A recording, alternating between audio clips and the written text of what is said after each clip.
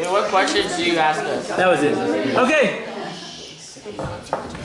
We're ready to go. Okay. Hi, I'm Eliyanna, and I am performing The Frog Prince edited by Max. A beautiful princess was playing with her golden ball one day when she dropped it. It rolled to the edge of a deep, clear pool and fell, with hardly a splash, to the bottom. She could see it lying on the white stones, but she could not reach it, and soon her tears began to fall. "Why are you crying?" asked a voice close by. The only creature the princess could see was a slender, green frog.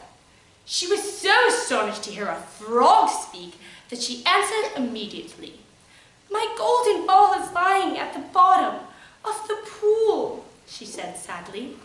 "If I bring it back to you," said the frog, "will you let me sit upon your chair, share your food when you eat, and lie upon your bed when I am tired?"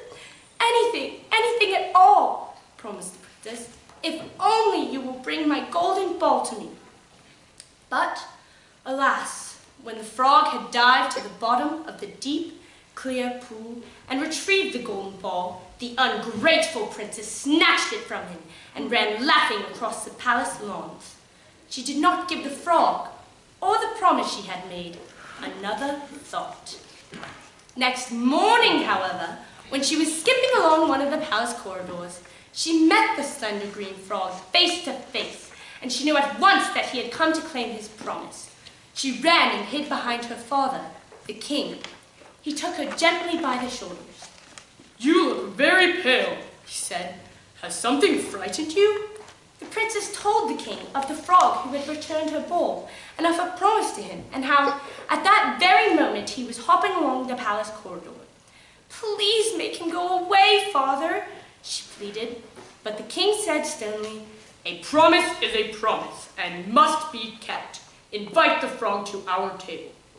Because she was a dutiful daughter, the princess did as she was told, and the king and his 5 daughters sat down to breakfast. The frog hopped along to the side of the princess who had played with the golden ball. "May I sit upon your chair?" he asked. The princess lifted him onto the polished wooden arm. "May I share your food?" asked the frog. The princess lifted him to the side of her plate. When he had finished eating, the frog said, "I am tired. May I lie upon your bed?"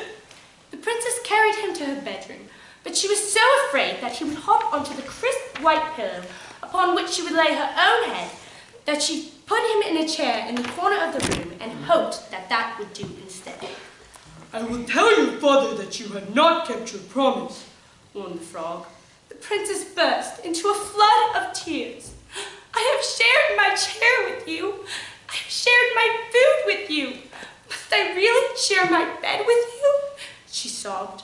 And then, somehow, without really seeing just how it happened, the slender green frog turned into a handsome, young prince who took her by the hand and gently wiped away her tears. He had been bewitched, and because the princess had shared her chair, her food, and her bed with him, she had broken the spell.